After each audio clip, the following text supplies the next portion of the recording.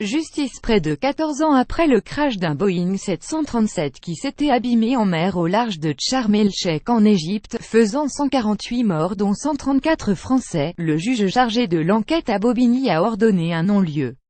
Le juge a suivi les réquisitions du parquet qui avait demandé un non-lieu en janvier 2016, estimant que l'enquête ne permettait pas de retenir d'autres hypothèses que celle des fautes imputables à l'équipe de pilotage, décédée dans l'accident de la compagnie égyptienne Aba Flash Airlines. Le parquet avait ainsi pointé du doigt de nombreux manquements, des calculs approximatifs et des analyses sommaires entraînant de mauvaises décisions de la part des pilotes. Le 3 janvier 2004, l'appareil de la compagnie égyptienne Aba s'était abîmé 3 minutes après son décollage de la station balnéaire, à destination de Paris. 37 tomes de procédure. L'enquête judiciaire pour homicides involontaires avait été ouverte le jour de la catastrophe. Elle avait donné lieu à 37 tomes de procédure, sans qu'aucune mise en examen ne soit prononcée.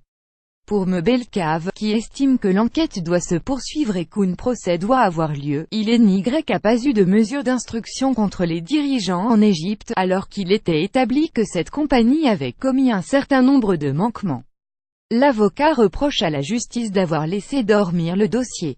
Une action judiciaire est en cours au civil pour mauvais fonctionnement du service public de la justice, a-t-il déclaré.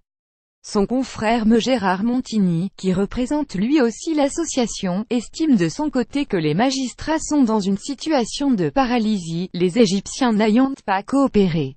En 2009, un rapport d'experts avait souligné l'insuffisance de la formation des pilotes et dénoncé les manquements de la compagnie.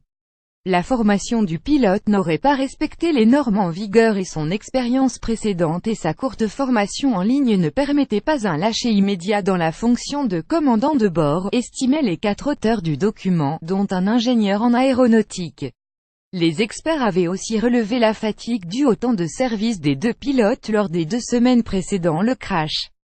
Lire aussi 2 avions se percutent lors d'un meeting aérien en Suisse, un mort. Comment le blog d'un Français est devenu la référence en cas d'accident aérien. Au moins 36 morts dans le crash d'un avion cargo russe au Sud-Soudan. Pour suivre les dernières actualités en direct sur le HuffPost, cliquez ici. Tous les matins, recevez gratuitement la newsletter du HuffPost. Retrouvez-nous sur notre page Facebook.